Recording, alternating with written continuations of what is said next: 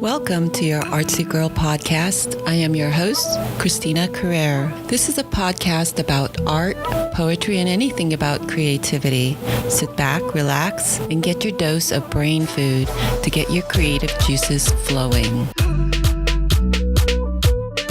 Hello, everyone. Welcome to episode 13. I present to you my next featured guest, Black and White Photography. You will hear and discover, as I have in this conversation, the amazing courage and conviction of Dr. Phillips' quest for the ultimate freedom for self-expression and for his desire to share his talent and vision to the world. Dr. Gregory Phillips was a former English professor who 6 years ago decided to leave teaching and pursue his life as an artist. He was living and teaching in Minnesota and woke up one cold winter day and decided to move to Los Angeles to chase his dream to be an actor. That summer, he packed his car and headed west. It was the best decision he's ever made, he said. Dr. Gregory Phillips is also a writer and photographer. In terms of his photography, it started as a hobby some 15 years ago. Shortly after starting, it became clear that he has an eye. Photography is a way to document the things he sees around him. When he first started making pictures, his subjects were mainly flowers and color. One day, he started shooting black and white, and a new world opened up for him. He is interested in the way light and shadows dance together. It is hoped that when people see his photos, they have the same reaction, to be moved and understand that no matter how dark the moment may be, there's always light.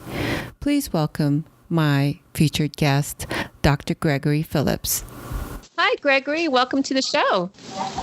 Hi, Christina. Thank you for having me. I'm excited to be here, and thank you again.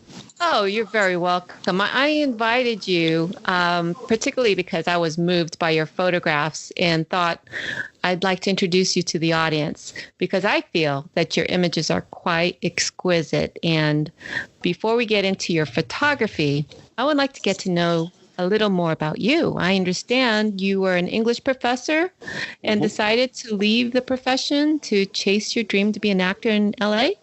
That is true. Wow. Yeah. It's a long story, but I will tell it. I grew up in Connecticut, Greenwich, Connecticut.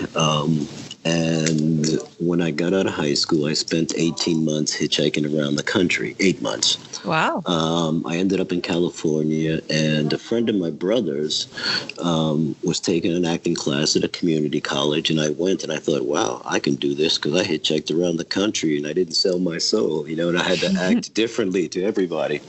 So I decided if I wanted to do theater, I'd rather do stage opposed to movies. So I woke up one day, hitchhiked back to New York, and went to a theater school in New York City for a couple of years. There I met and worked with James Earl Jones's father. It was telling me, being young and black, that I should go somewhere and study classical theater. Uh-huh. So I ended up going to a place called Bard, which is in upstate New York, and I studied theater there. And while there, I won a scholarship and went to Europe and studied theater there. Came back, finished my degree, went to New York, was doing some theater in New York, and I have this attitude that I'm a star, and it wasn't happening as fast as I thought it should be. So I ended up becoming a crack addict. I was a crack addict in New York for 3 years pretty consistently. Oh, wow. Then at the time, I was working for a big 8 accounting firm, and through my insurance, they helped me go to treatment. I ended up in Minnesota. Huh. I was in Minnesota, and the girlfriend I had at the time thought that I had such a gift of gab that I should become a writer. Oh, okay. So I went to school in Minnesota and got my MFA in creative writing. You did? What school did you go? Hamline University in St. Paul, Minnesota. Yeah, okay. Yeah. Okay. Yeah, so well, you have a creative writing degree also. So, My yes. Yeah. And so I did that, and, I was teaching for a while, but I also I've had a passion to travel, and so I, through the Rotary Club, I ended up getting a scholarship, and I went to the Middle East, Jordan particularly, and I spent a couple of months there. And it was there that I had a point and shoot camera, and I started taking pictures, and that's when my pictures started. I knew that I had an eye. Fast forward, I came back and was teaching some more. And then I used to go to Florida every summer and grade AP English papers. And there I fell in love with the subject of rhetoric. So the whole this time I was teaching.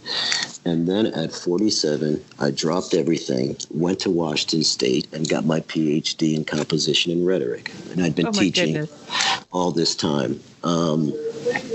Once I finished my degree in Washington State, I went back to Minnesota because I have a son there, two sons. I was in Minnesota and I was teaching, and I remember this so clearly. It was a dead of winter, and we had, it was 2 months where it was 20 to below.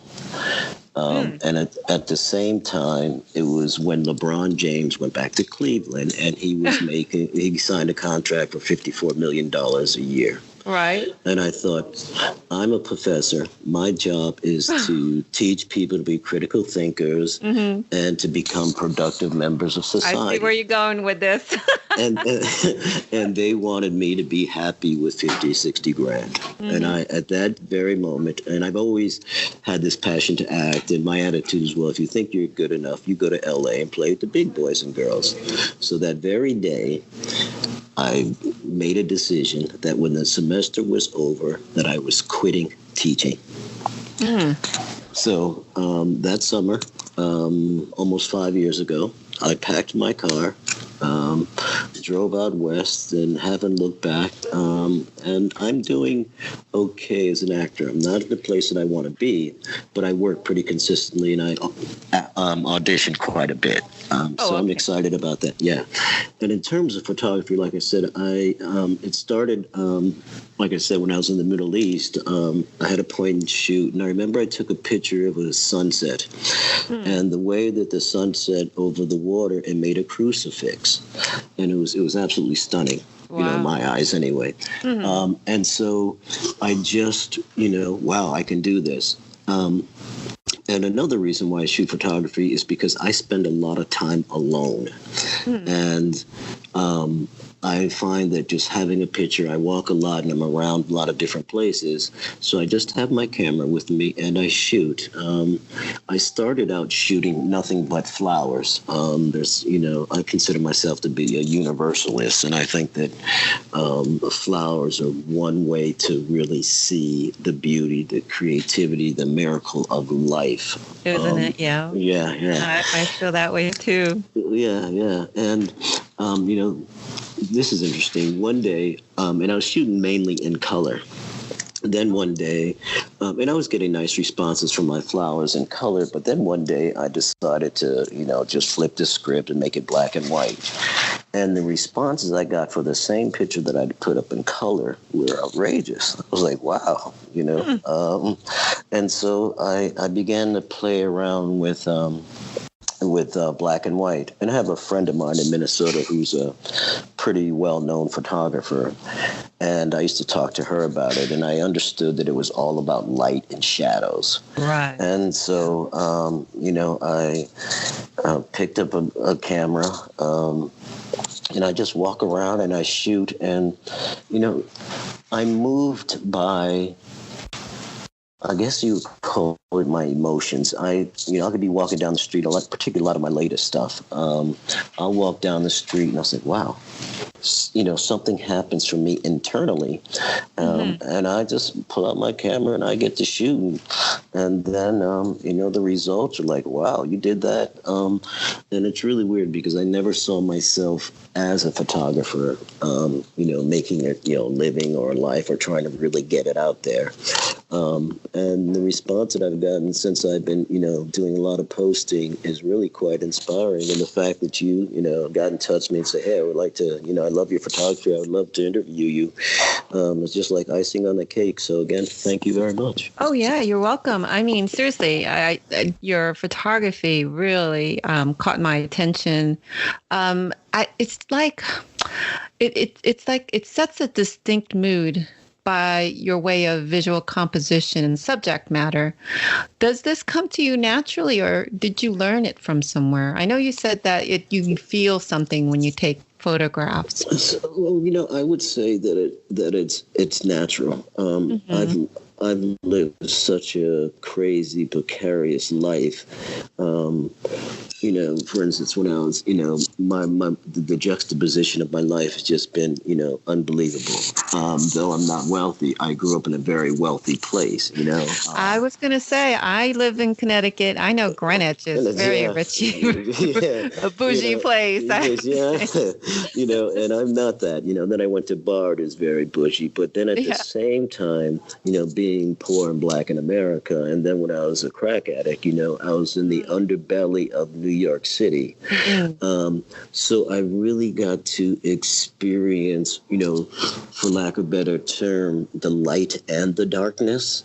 And I think my eye to see it and do it in terms of photography comes from those experiences. Yeah. It's very moving. I mean, I just get a pure emotion when I see your work, no matter what it is. It could be the cityscape, it could be a portrait, but your use of it's just it could be like a stark bench, in the park, but it has so much depth to it. It's almost saying a story. So that's why I thought, I'm like, wow, I got to get you on. I got to know more of the story here. Well, I'm truly flattered, that you feel that way, and anybody feels that way about my work. That's why I love to talk to artists and writers, because, this is the way we move in the world. Something moves us. We have this innate need to express. And that's how I feed off other people's work too, Yeah. And this is the symbiotic relationship I feel that should happen more between writers and artists. We don't have the usual. Well, I'm not privy to the whole artist salon and the community. Right. So this exactly what you mean. Yeah. So this is my way to do that, to connect folks and connect. I don't know whoever is my audience out there, and primarily, I think right now, primarily are other artists and writers. But you know how it goes. It's out in there in the internet, and the internet is forever. Yeah, and I think I write. I shoot photography. I act. I play some jazz guitar. I think it's all connected. Wow. So you play guitar, jazz guitar, even. Jazz guitar. Wow. Okay. Well, all right. So tell me. So were you born in Greenwich? I was born in a town called Portchester, which is the last. The last town. Yeah, and there are a lot of wealthy people. It's such a weird story how my family ended up in Greenwich. Greenwich is a very wealthy place, and at that time, work was being a domestic or being chauffeurs. So my grandmother actually, my mother's mother and father's mother were both in Portchester and doing domestic work in Greenwich. My father actually had a crush on my mother's mother, and my grandmother said, "Really? Yeah, I've got a daughter for you." And so when my mother came, they got together, and they just ended up growing in Greenwich. I have 7 brothers and sisters, and it was the most outrageous experience one could have growing up, because Greenwich has these little pockets where they had the poor folks, these apartments. And right behind where I lived, over the fence, was private property. And all my rich friends went, and they all went to the public schools because they were good schools. Mm-hmm. So though I lived in this, 3-bedroom apartment with 7 kids and my parents, through making friends, I got to experience things. I was camping and swimming in pools and spending the night in these McMansions, and just became good friends and got the opportunity to do a lot of things that I would not have had the opportunity had I grown up somewhere else. And so I've always struggled with this sense, if they can have it, why can't I? Sure. Yeah. And so my whole existence, has been, one, trying to find myself where I fit in this niche, and I was one of those badass kids in school, getting in trouble and, being rude and all that stuff. And no one ever thought I would go to college, never mind, get a PhD. And I had a teacher when I was in high school. When I came to his class, I was so high that he punched me in my chest and told me if I ever come to his class like that again, he would beat me up for real. And he told me to read this book and write a report. And if I didn't have the report, I was going to be in big trouble. The book was Man, Child in the Promised Land by Claude Brown, and it just changed my life. And then, like I said, I ended up in, I hitchhiked after I got out of high school because no colleges accept me. I ended up in California, went back to New York once I decided I wanted to do stage. And I've always felt that, that I needed and wanted the attention for whatever reasons, and because of the size of my family, I never got it. And I'm the third from the youngest. So I've always done things, seeking attention on some level. And even in doing, going to school and getting my PhD, I actually went to school to get my PhD when I was 47. I just dropped everything and, went to Washington State, did my PhD. And that was the crowning moment in my life. One of the reasons why I did my PhD, because I always had this, one, I wanted to be a so-called intellectual, whatever the hell that means. And I love this idea, reading books and, the writers hanging out in Paris and, having these intellectual the romantic vision of right, sitting back and changing the world. And, after actually being involved in the environment, I realized that it's nothing like that, people are towing the line, not really challenging themselves or challenging each other. And this, of course, is a generalization, but it was my experience. And so I love the students, and I love the interaction with them, but I just felt like as a professor, I always had to prove that I was smart, even though I have a PhD. And I was like, you know what? I'm not playing this game. And, higher ed, I find that, students come to college to get a job, not really to learn, and I'm teaching writing and, the importance of being a critical thinker. And a lot of students didn't want to read, didn't want to write, and I didn't preach get about it. I taught at colleges too with my MFA. Yes, I am so familiar with that whole scenario. But tell me about, have you gone back to your writing? That because you have your MFA in creative writing, I thought maybe you would continue with that. Are you still? I still write. I write some poetry. I keep a journal. I write every day. But the thing that I'm driven by this acting thing, same thing with my PhD. There's only 3% of the population has a PhD, and the percentage of African American males is minuscule. And there's such a, there's this mystique behind having a PhD. And I thought, okay, I'm Gregory Phillips. I can do that, and it's the same way I feel, though I love I love the acting world. I love the energy. I love chasing this dream. But I think more than anything else, I'm driven by the whole attitude that everybody comes to LA and you'll never be a star or you'll never make it. And my attitude is, well, you don't know me. I'm Gregory Phillips. So, that energy drives me. Well, from your story, from what I've heard so far, I mean, goodness gracious. I mean, I thought I would bounce around all over the place, but you, this is truly amazing. I was a military child, so I mean, yeah. So in terms of my writing, right now my focus is, chasing this dream to be an actor. But I do write. I write every day. Good. And, as a writer, of all the arts that I've ever done, I think writing is absolutely the hardest. It is, isn't it? Yes. Because it requires a tremendous amount of vulnerability. And I think the best writers are those who really speak their truth, Yeah. And, that's a huge risk. And so a good part of my life has been spent learning to, one, and know who I am and loving me. And now that I'm there,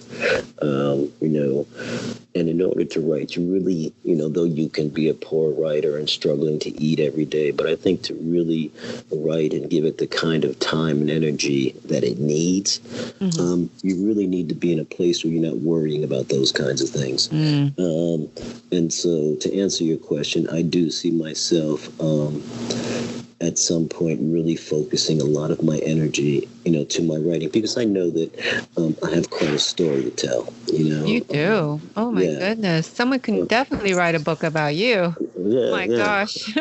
Or you ought to think about doing, your little, no, not a memoir, but, something, to that effect, because it's an amazing story. Well, it's funny you say that, because I, for my MFA, I wrote a novel, and then for my PhD, I wrote my dissertation. And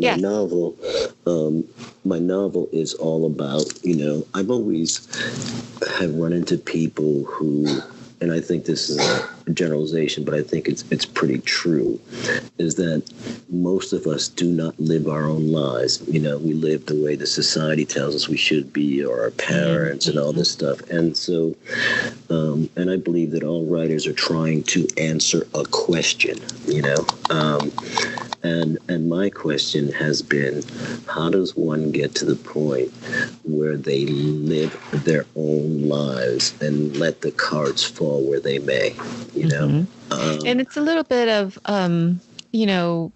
from my experience, it's a little bit of luck, serendipity, and a lot of risks in which you've taken quite a bit of risk too. So without that, risk taking, I was a late learner myself, going to MFA in my 40s, and I am toying the PhD route also, but I'm right at the moment. I'm at the precipice of something too. Like, okay, I'm keeping my eyes open, my ears open, and seeing what's out there. Have you exhibited your work or plan to? I plan to, to be quite honest with you. I was teaching adjunct here. And because I was auditioning or either working, it was interfering. So I quit teaching, and I'm actually homeless. I live on the street right now. No way. So, I've got this little corner in my world on the streets of Pasadena where I am, where every night I pull out my bedroll, I crash and get up the next day. And if I got to audition, I go to audition. I just live this life.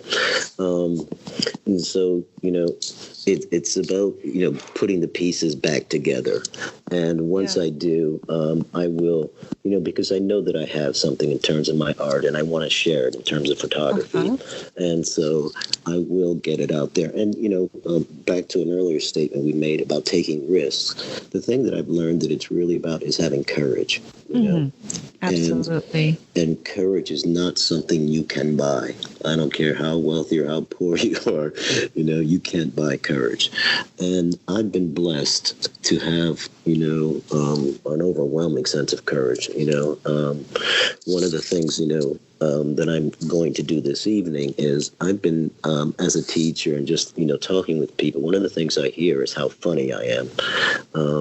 And so there's a local comedy club, and I'm going, they have an open mic on Wednesday nights, and I'm going to, try my hand at stand-up. Go ahead. And I've never done it before.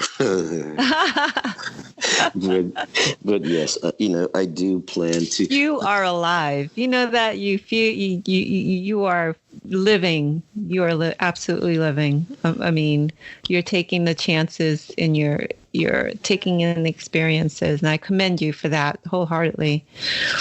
So, can you tell me who were your earlier influences, whether it be, creative writing, acting, and photography? In terms of writing, James Baldwin is absolutely him and Charles Bukowski, I think, Toni, yes. And Toni Morrison is also in there. I think that, as I mentioned earlier, that the best writers are those who speak their truth. And, James Baldwin, Bukowski, and even Toni Morrison, though she's a very dense writer, they put it out there. And I just love their work. In terms of acting, there's been a lot, but my new and favorite, and I would say is perhaps one of the greatest actors that I've seen, is Samuel Jackson. Mm-hmm. Okay. This guy is off the chain. Yes, good. And I love him.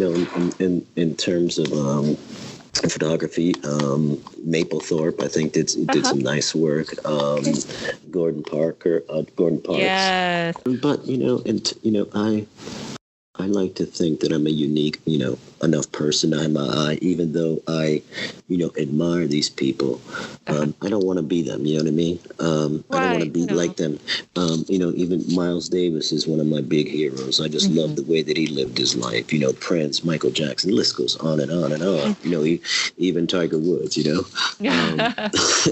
But it's all about, we're all unique. We all have special gifts, and I have lived my life learning to tap into mine. And though I can appreciate all these guys, I don't want to be in, But I see the influences. Let's put it that way. I do see the influences. Well, and I think the biggest, all those people that I mentioned, they have lived, and I would say that, I have lived. If I die tomorrow, I have no complaints because I have lived my life, Yes. And I think that those folks, really, they just lived. They did what they wanted to do and let the cards fall where they may, and trusted that the universe would take care of them. And I do too. Yeah. We all have our share of ups and downs, and I can say I've had mine. And sure. It just makes you, not too fearful as much anymore, and to take that kind of stance, know what you believe in, and know who you are, basically. Yeah, in reading your poetry, it became very clear to me that this is a person who has lived, and who has decided that, she has come to live out loud.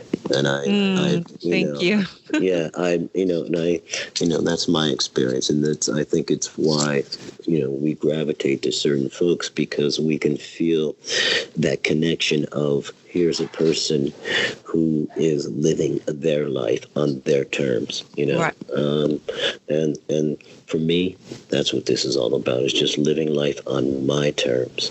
You're so right about that. Yes. Yeah. I am. Yeah. I tend to gravitate towards people who are doing that with their art, writing, or whatever.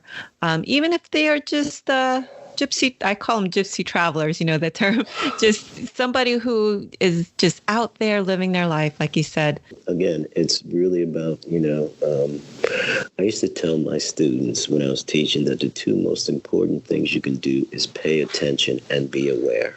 Mm-hmm. And, more than anything else, those two things are what influence my photography.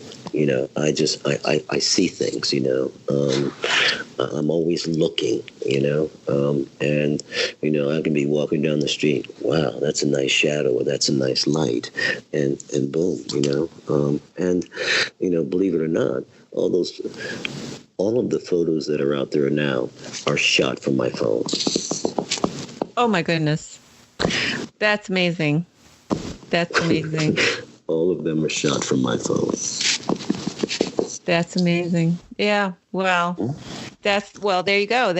You definitely have an eye. I mean, definitely have an eye. I know that technology now is amazing with, the phone and everything like that. My daughter takes amazing pictures with her phone too. And the Floyd Takeuchi, who I spoke to in my last episode, he takes pictures with his iPhone, he said too. So it's being done, I mean, and it's portable. You don't have to have, too much gear. Well, it's all about the eye. You can have the best camera in the world, but if you don't have an eye, it ain't gonna matter too much of anything. You know what I mean? Mm-hmm. So it's, like I said, it's about seeing. I see life, I see people. I don't know if you saw the picture of the meth guy in the bathroom. On the floor that day. Yeah. And it was just, I went into the bathroom in the local park and was going to the bathroom, and he was there. And it's just, I was just moved, and trying to capture the picture without him knowing that I was taking the picture, and because oh my gosh, and that too. And it's just, I mean, I feel somewhat like a voyeur or a detective. I'd rather say detective because that sounds nicer. Right. But I'm just, I'm peeping in on life in all its forms and just capturing it when it moves me. Mm-hmm. Well, Gregory, it's just amazing. I'm glad that I've had you come on the show. It seemed like I got to have him on the show. Well, I am so flattered. You're like this, you also sent me the information about these contests coming up, and you're like the third person in the last 2 weeks have done it, Really? So, yeah, so it's really, compliment to me and my photography, and, gives me, even more confidence to keep doing it and knowing that I have something. So, I'm grateful to you. So, hats off to you, young lady. Well, thank you for sharing your art to the world. Otherwise, hey, we wouldn't have this conversation. Seriously. Yeah. So what's next? I mean, are you going to be okay out there? I keep asking myself, what the hell's wrong with me? Because I don't, I'm okay with this life. And I think the reason why I'm okay with it is because I know it's temporary. You know what I mean? Right. Right. And, I run into people who've been living on the streets for the last 10 years, and a lot of meth heads and all that shit. And it's like, no way. I have a dream. I have a vision. I'm going somewhere. And if this is what I have to experience in order to get there, well, so be it. And like I said, I trust in the universe, and I know that the universe is watching over me. And if I just keep being a good person, keep believing what I believe, that things are going to happen. And they are happening, I work quite a bit as an actor. I'm not nearly where I want to be, but, I just got a, new big time agent, and they're sending me out on, a lot of auditions, and, good. And I've worked a lot. So it's going to pop, I just have to, the question becomes, how bad do you want it? I'm not willing to sell my soul for anything, but, anything short of that, I will do, because I call it, I'm a dream chaser. And I'm chasing dreams, and I'm, to know who I am, to know what I want, and be willing to do what I need to do in order to make it happen. I'm a happy camper. I ain't mad at nobody, as I said. Well, you deserve it. I'm telling you. Seriously. You put your heart and soul to it.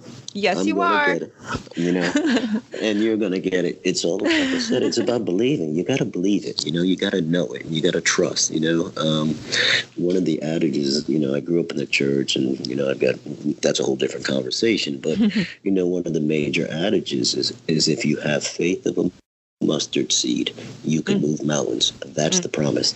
Okay, if that's all I got to do, count me in. Well, Gregory, it's been great talking to you and learning more about you and your work. I wish you the very best of luck with your acting career and your photography. And please don't forget us little people out here. Oh, you're big people. That's why I'm glad I connected with you. When you hit big, I'm saying. Well, when I get big like you mean?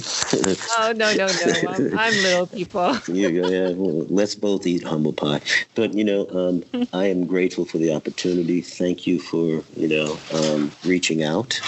And please tell the audience where they can see your work.